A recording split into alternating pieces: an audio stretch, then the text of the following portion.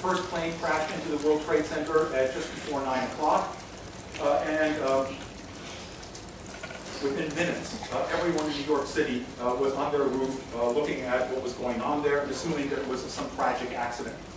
And about half an hour later, the second plane goes into the other building. And that very second, with every eye in New York City on the World Trade Center, it certainly would have been like getting a hit in the head with a bat. The realization that this was not an accident, that it was clearly an act of war, and created instant fears of a wider cataclysm.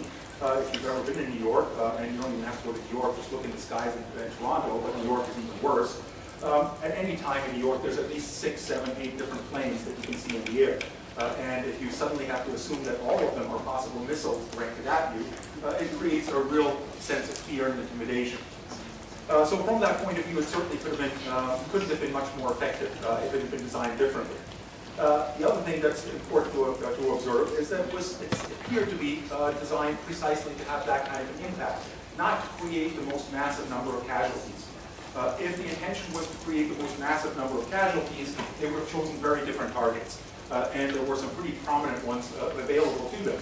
Among them is the Indian Point nuclear power plant, that's just about 20 miles north of New York City, or an enormous complex of chemical plants just across the Hudson River in New Jersey. And estimates are that had they crashed one of the planes into that chemical plant, the number of casualties would have been in the millions, not in the thousands. In other words, that the larger portion of New York City would have been wiped out in an accident that would have made Bhopal, India look like a picnic. 9/11 has, of course, changed the world as we know it today, in that the response to it, and that's what I want to get onto right now, is to talk about the causes and the responses to terrorism. Are of considerable controversy and are of considerable relevance in looking at terrorism in the future. Let me talk a little bit about the causes of terrorism, and I won't say too much about it, in large part because there are too many different causes of terrorism to draw any real firm conclusions about it.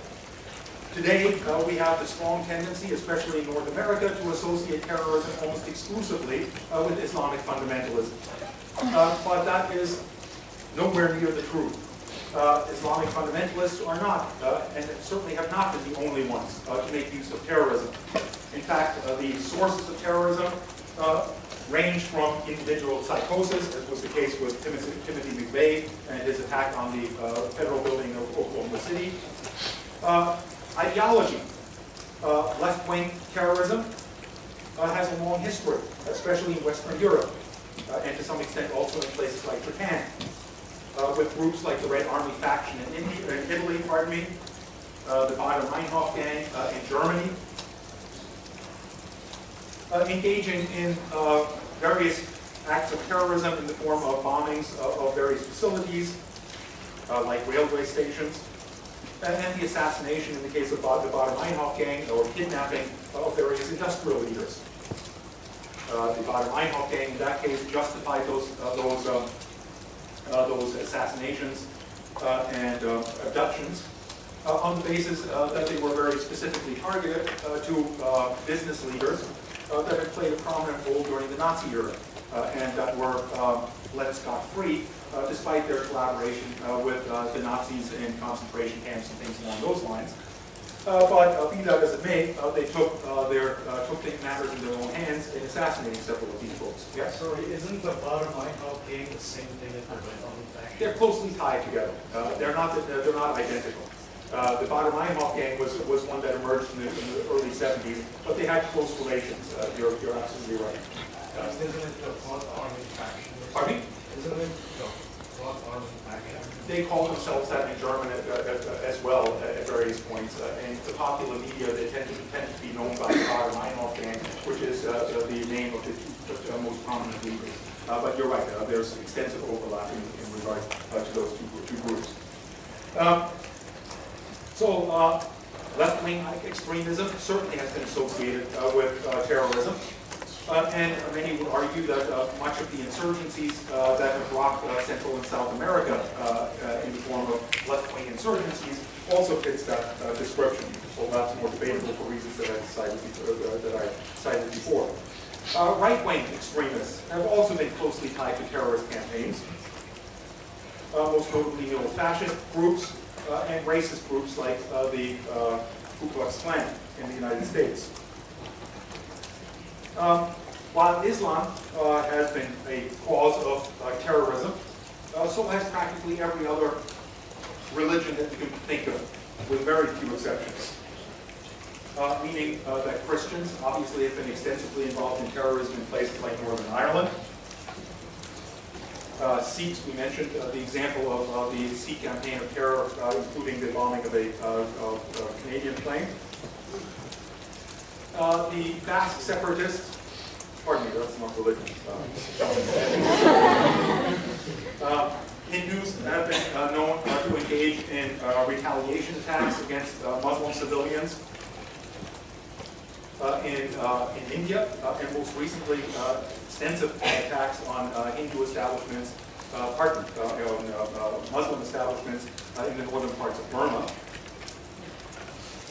And of course, Judaism is also not entirely innocent in its association with terrorism, as I pointed out with regard to the bombing of the King David Hotel.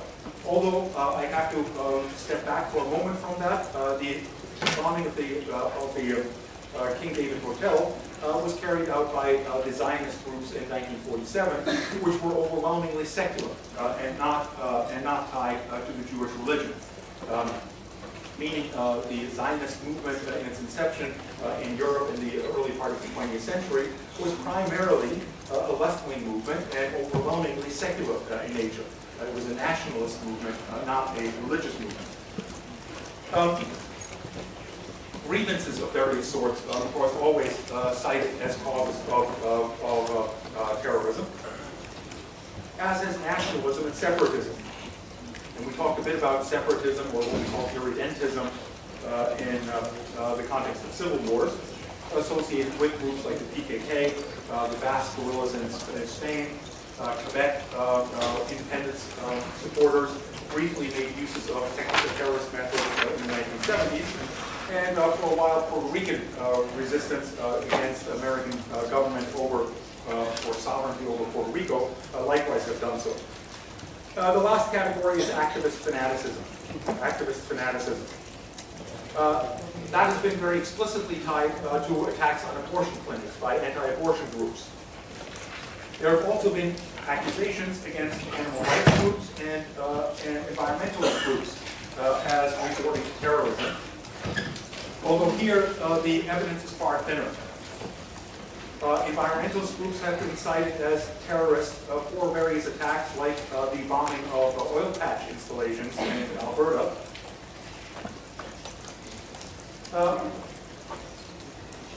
Whether you want to consider those terrorists or not is a bit of an open question, and I'll leave it up to you to decide. The intention of those oil patch bombings was never to intimidate the general public or to hurt any particular individual. They were attacks on the infrastructure, not on individuals. So were they designed to create an environment of fear and terror or intimidation for political purposes? It's debatable. The same thing has been said with regard to animal rights groups that have attacked various facilities at universities in the United States and private laboratories in the United States that make use of animals for experimentation. So far, as I'm aware, there has not been a single human casualty in any of these attacks, and as such, all these groups argue that they are essentially pacifist and are animal liberation groups that certainly don't engage in violence. Again, I'll leave you to contemplate that. Now, what about combating terrorism? One of the main problems, and one of the reasons why terrorism is something that is taken up in international relations courses, despite the fact that the majority of the instances of terrorism that we've looked at have been limited to attacks on national targets, not on international targets. September 11th would be a major exception to that. One of the problems with terrorism is that it cannot readily be deterred. It cannot readily be deterred.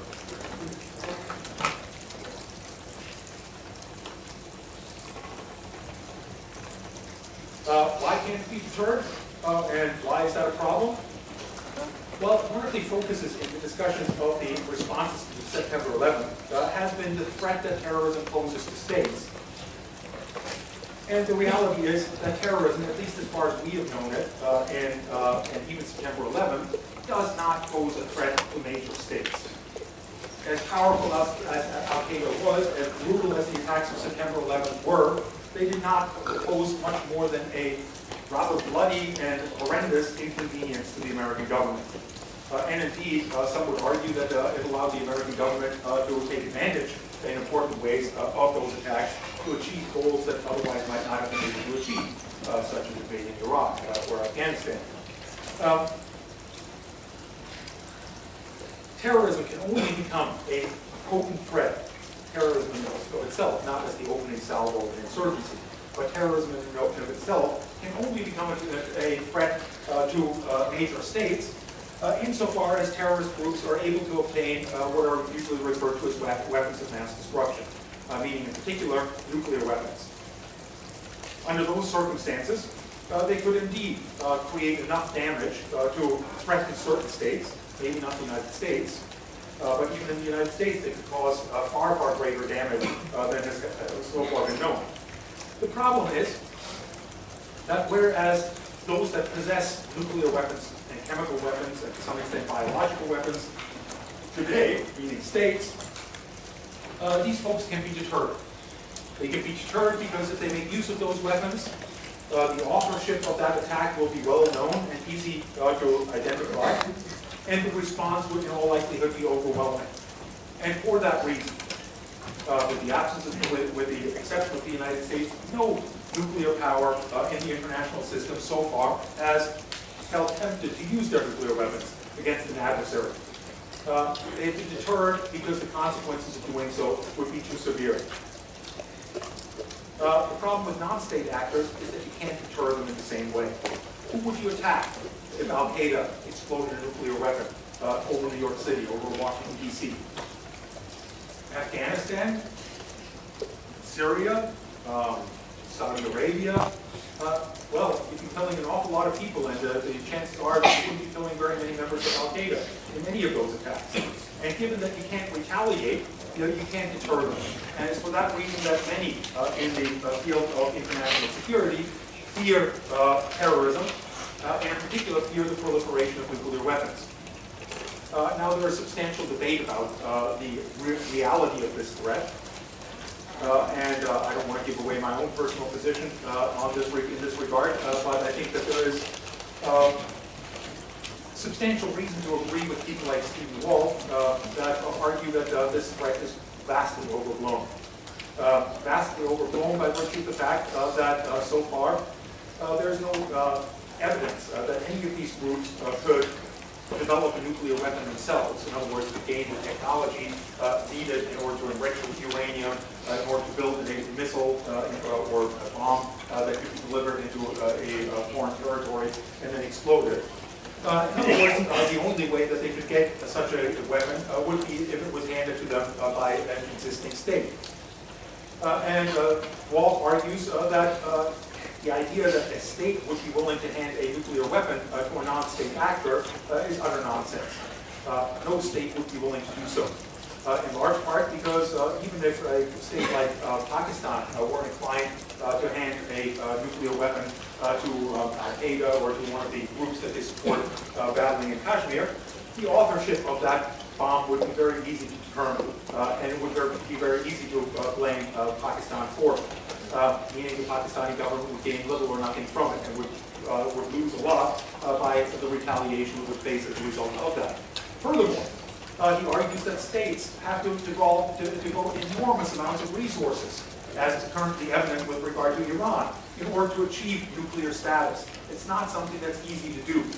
And the idea that they would expend all of these resources in order to develop these nuclear weapons and then hand them over to somebody that they don't directly control themselves, again, is to him at least unthinkable. I hope he's right, and I trust that he probably is. But again, it's something that we certainly shouldn't take for granted. Preemption, defense, negotiations are other means of dealing with terrorism. But let me talk first about the response to September 11th and the debate that immediately surfaced over this matter.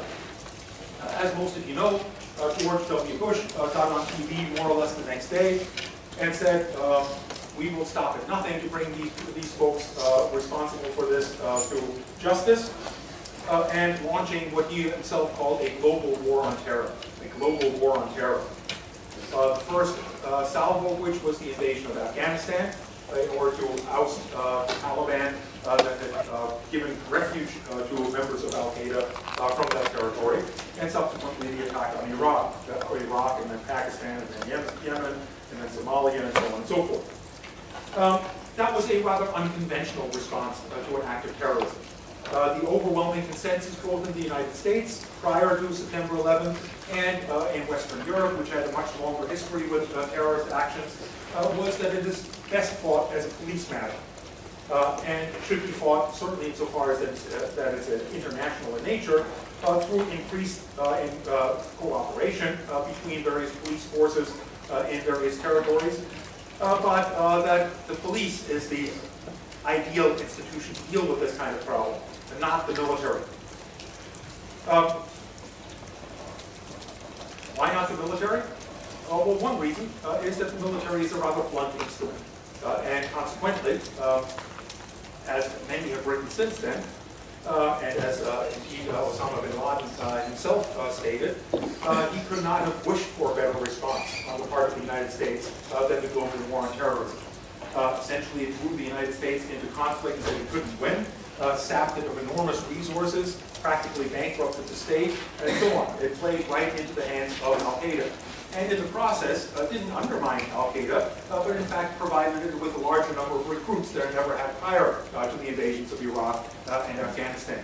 And indeed, there are now more people associated with Al-Qaeda in Iraq than there were prior to the attacks, and certainly under Saddam Hussein, when Al-Qaeda had no presence in that region at all. It's a blunt tool. Others have argued that, in fact, it has the effect of, at least partially, justifying the terrorist attacks.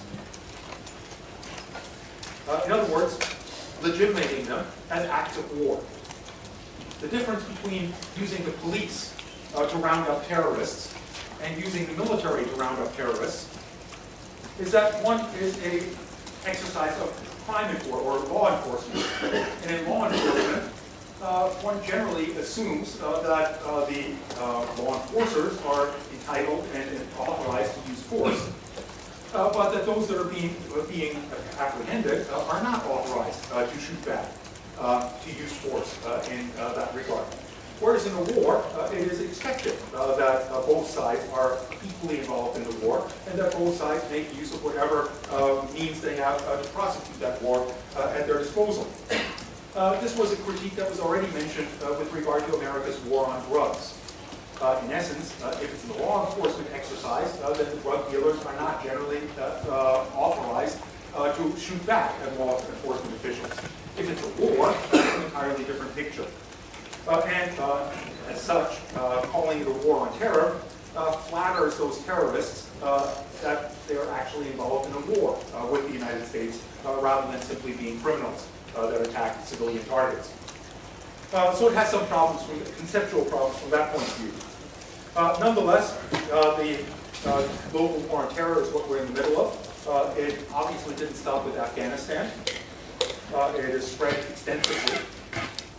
And most of those involved with it argue that it is entirely global in nature, that will not stop at Yemen or Somalia, that insofar as that there are terrorists anywhere in the world, including in places like Great Britain and Canada and Germany and elsewhere, this will be a war that will go on for decades, and that may never come to an entire conclusion. It certainly won't come to a conclusion like the First World War, where there's a peace treaty signed and we can declare it's over. It has legitimated various other means of prosecuting wars that are highly problematic. beginning with enhanced interrogation and torture and extraordinary renditions. Extraordinary renditions refer to the process of grabbing suspected terrorists, not interrogating them yourselves, but passing them on to another country to interrogate, and where torture is known to be practiced widely, and cooperating with that country in order to gain the intelligence insights that the arrested terrorist suspect might have to offer. Enhanced interrogation is the redefinition by the United States of what precisely the Torture Convention that the United States is itself a party to prohibits. In essence, the Office of Legal Counsel that advised the American president on this issue argued that in order to violate the prohibition on torture, that part of the UN's Convention Against Torture, the practices have to be equivalent or cause pain equivalent to organ failure or near death. Anything short of that does not qualify as torture. So things like waterboarding, sleep deprivation, stress, being forced into stress positions, extreme exposure to extreme cold temperatures, exposure to extreme hot temperatures, sleep deprivation, all of these things don't fit the bill, and therefore are perfectly legal. That flies in the face not only of international law, it flies in the face of American law. In that, as few Americans are aware, during the Vietnam War, there were several service members of the United States convicted for torture because they had waterboarded suspected Viet Cong individuals in the Vietnam War. All of that is now legal. Does that enhance the security of the United States, or does it undermine the legitimacy of the United States in the eyes of much of the international community? I'll leave you to answer that. It has also, of course, led to increased surveillance that we've all been reading about extensively, and something that we're going to have to get used to. The basic idea that nothing that we do these days is any longer private. That every one of our phone calls could be listened in on, every one of our emails could be intercepted, every one of our communications could be stored somewhere and made use of in order to convict us of something sometime in the future. So surveillance has certainly expanded drastically to such an extent that many have argued that this is the end of liberal democracy as we have known it, which is, by definition, puts limits on what states can do in order to guarantee security. Lastly, drones. Drones have been vastly expanded by the United States, which claims the right to use drones not only for surveillance purposes, but in order to selectively target individuals in areas around the world, and in many cases far from any battlefield, for assassination. The problem with that is easy to understand. All you have to do is do what essentially Judge Jackson counseled was necessary at the time of the Nuremberg trials, where he argued for universalism, and argued essentially that any law that cannot be universalized, or any proposition that cannot be universalized without appearing absurd, is likely to be very problematic. He was making reference in that case in particular to the proposition of trying Germans for their use of air power against Rotterdam and the London Blitz, and noted, well, if we're trying them for that, it's going to look like victor's justice, unless we also call in Curtis LeMay for his role in bombing cities in Germany and Japan. And since we're not willing to do that, we can't do it with regard to the Germans either. Well, if you take the idea that the United States is entitled to use drones in order to knock out any of its enemies, and universalize that and say that any state has the right to use drones to wipe out any of its enemies anywhere in the world, even outside of its own borders, obviously that would lead to utter chaos and would be entirely unacceptable. And I'm sure that the United States would be among the first powers to object to that kind of a doctrine. As such, it is highly problematic for the United States to make use of this, and is one of the chief examples of American exceptionalism in this regard. And it's quite clear that the United States does not consider this to be a right that states like Iran enjoy. It's a right that only the United States itself enjoys. How else can we combat terrorism? International cooperation, and this is certainly something that has been enhanced fairly significantly, and again, some of that has been revealed in its less flattering ways by the revelations of Edward Snowden and the extent to which the NSA has been getting cooperation and giving cooperation to countries around the world in keeping track of their citizens. A further approach is to look at root causes, such as grievances, injustices, and in particular poverty. That has not generally been featured very prominently in responses to terrorism for a couple of different reasons. Focusing on injustices and grievances as a source of terrorism and as a means of combating terrorism has been seen by many as implicitly justifying terrorism.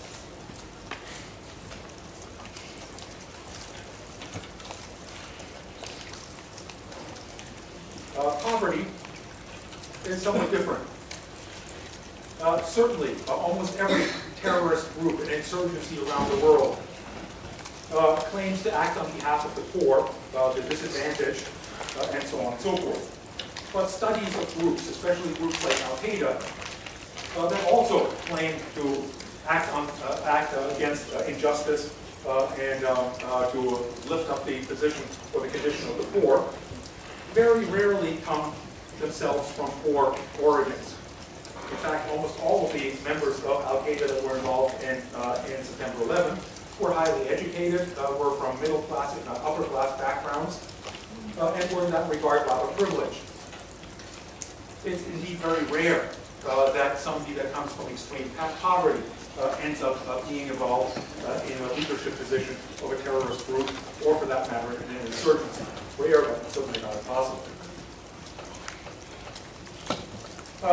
Two other variables worth looking at is reducing vulnerability. And we've certainly done that, at least in one regard, insofar as that you've got to go through an X-ray machine every time you get on a plane. Increasingly, you've got to get strip searched in New York City to get out onto the subway on some occasions. That's a bit exaggerating, but not by much. But that certainly reduces vulnerability. An aspect of that vulnerability that has not been taken on is the extent to which Western societies in particular are vulnerable as a result of the technologies they themselves make use of in their societies, such as the maintenance of nuclear facilities, chemical facilities, and so on, all of which make very tempting soft targets for terrorists to create enormous destruction. A last consideration in this regard is the media. One of the reasons why terrorists resort to acts of terrorism is invariably to gain attention. In other words, the extent to which the media covers those events fulfills the very purpose of those events.